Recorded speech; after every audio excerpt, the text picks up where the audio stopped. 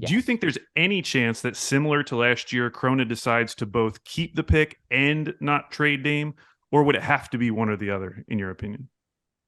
I don't want to say there's no chance that that happens because nothing is 0% chance of happening, but I Mm-hmm. would be stunned if If that they kept the was pick. how it went. I mean, it's a little bit of a different thing when you have the number 7 pick, especially in last year's draft, where, like, first of all, nobody in last year's draft is as even putting Wemby aside because, Wemby, once San Antonio got Wemby, that, take that out of the conversation. But from people I've talked to, Scoot Henderson would pretty easily go number 1 in last year's draft.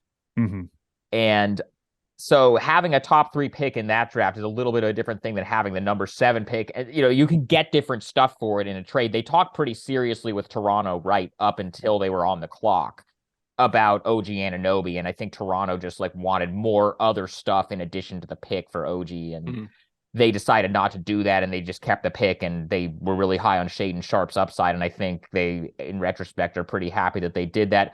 I can tell you that Dame was not thrilled that night when they did that. Because even though they had just done something the night before and gotten Jeremy Grant, which is a guy that he had wanted for a long time, and he was really happy with that, he would have preferred if they had traded the pick for OG or John Collins or whoever, else they were talking about. And so he was kind of skeptical of like Shaedon Sharpe and like, are they really trying to win now on my timeline? Shaedon won him over the course of the season, and now Dame is totally sold on Shaedon as like a future star. But I think it would be a pretty tough sell, especially since first of all, they wasted another year of Dame's prime, and with him coming back from the surgery and being as good as he was this year. And they had the good luck to move up in the lottery, which in Dame's mind, like, you have the number 3 pick in a draft that is seen as a 3-player draft. That Mm-hmm. can get you some stuff, especially if, because like the rumor right now is that Charlotte is actually looking at Brandon Miller at number 2. Right. That's what people are saying. Like that's what's been reported. That's also, like, I've talked to folks. I've been in Chicago all week at the combine, and that's what has been, that's kind of the idea, the general. Obviously, this could all be posturing, and they could end up going with Scoot Henderson. But the feel right now around the league is that there's a good chance that Charlotte is looking at Brandon Miller pretty seriously. If that happens, if Scoot Henderson is there at 3, and by most people's consensus is the second best player in the draft besides Victor Wembanyama, the Blazers are in a pretty good spot because they can hold a bidding war for that pick, and maybe you can get like Mikal Bridges or Pascal Siakam or somebody of that caliber, which I think is where they're sort of looking when we're talking about them trading the pick. So before we talk about specific trade targets with the 3rd pick, how good do you think this team needs to be in the next couple of years to justify trading the pick? Or is that like the wrong way to think about this? I mean, you have Dame under contract for 4 more years, going into his mid-30s, but still playing at an all-NBA level. I think you would hope that they get to being at least a conference finals team at some point in that time, if not better. That seems like a lot, but I think where they would push back, and where I think people, on a lot of, not just people within the Blazers organization, but people in other organizations that are kind of in similar spots, there is no Kevin Durant Warriors in the West anymore. And I know it's even kind of a cliche that like the West is wide open and all this stuff, but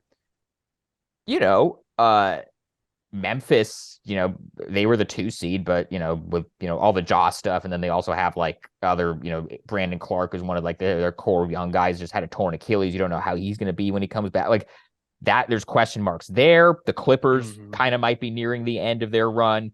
Phoenix is a mess. Like they just fire their coach, and they have a new owner, and they are trying to trade Chris Paul or DeAndre Ayton. Like that, you don't obviously have Durant and Booker, but Durant's older. You don't know what that situation is. Sacramento's on the come up.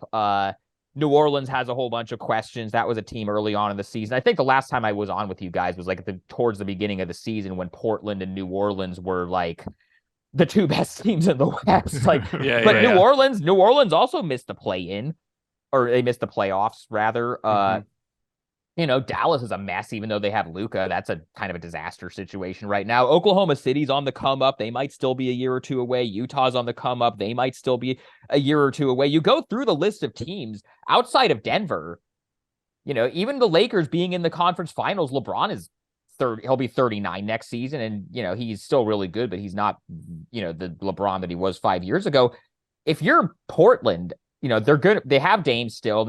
There's no reason to think he's not going to keep playing at this level for at least another couple of years. They're going to re-sign Jeremy Grant, who was a great fit around Dame last year after they brought him in. They think Shaedon Sharpe can take another leap. If you trade the third pick for another legit guy, they feel like, you have a shot at making a run. And, you brought up the 2011 Mavs earlier.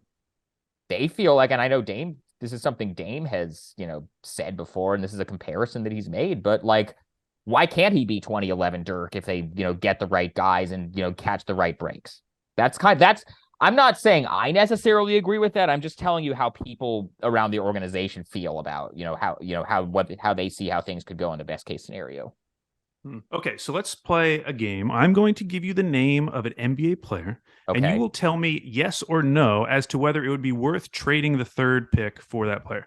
We're now, just doing this is within the context of Portland's situation. We're not just talking about like player value in a vacuum, because there are guys that you can say talent-wise they're worth the third pick, but like Trae Young wouldn't make sense. No, absolutely not. Zach LaVine either.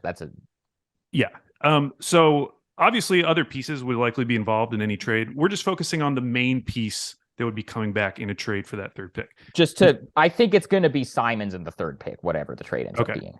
I think it's going to be some iteration of that. If they have to throw in like other salary or Nurkic or whatever, I think they knew, and I guess this is something that, we're probably going to get to at some point, but just for the sake of this exercise, because this is what the trades would look like. They kind of knew going into the second half of the season that they were going to have to decide between Anthony Simons and Shaedon Sharpe as a long-term guy to have around Dame. And I think over the last month of the season, Shaedon kind of made that decision for them. So I think it's eventually, whatever the trade ends up being, it's going to be Simons and 3 for somebody. Okay. So here's my list, and I'm starting with the ones that are like probably an obvious yes, but I'm going to give you their age next season and then how many years they have left on their contract. Okay. So first up, Joel Embiid, 29 years old, 4 years left with a player option the fourth year. If you can get Embiid, you throw everything at them. You throw the third pick, Simons, Sharpe, all the future picks. Embiid and Giannis are the two where it's like you throw whatever you have to throw. Okay, that's a great start. Mikal Bridges, 27 years old, 3 years left, no player option. I think he would be their first choice. I know he would be Dame's first choice. Okay. That's good to know. Jaylen Brown, 27 years old, expiring contract. Yes. Okay. Pascal Siakam, 29 years old, expiring contract. Okay. Bradley Beal, 30 years old. Okay. Moving on.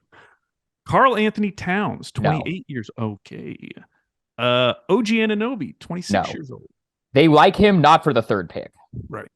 And final one, Paul George, 33. That's an interesting one because he fits the archetype of like exactly the kind, because I mean you can kind of see the the trend of like the ones that I said yes to from their end were like Mikal Bridges and Pascal Siakam. Like they want what they basically need, because like the Jeremy Grant trade that they made last year was a home run in terms of like the fit that it has around Dame. The skill set that he brings, you need the guy. They kind of figured out that the kind of guys that you need are, big athletic wings that can defend. They need more Jeremy Grants, which is why like a Siakam or a Bridges or a Jaylen Brown is somebody that they're looking at. Paul George, I think, fits that mold. I think the injury stuff would be the one thing that would be a concern there, but as far as like what he is still as a player when he's healthy, I think that would be something they would look at if that's an option. Kawhi, no, because the health stuff is just way too much of a, you don't know what that he probably will never be able to play more than like half a season again. Yeah. And it would but you guys are in the right idea. Bradley Beal, absolutely not. Zach LaVine, absolutely not. I can tell you that type of thing is not really what they're looking at. Yeah. Well, and Paul George, if they trade for Paul George, and Paul George would just continue the trend of just like getting like some pretty major assets for Paul George in trade. Well, I mean, that'd be quite a trade. They could have done that in 2017. They could have done it in 2017. Damon, Paul George, when he was trying to get out of Indy, like there was a possibility that he would go to Portland. Neil wouldn't put CJ on the table.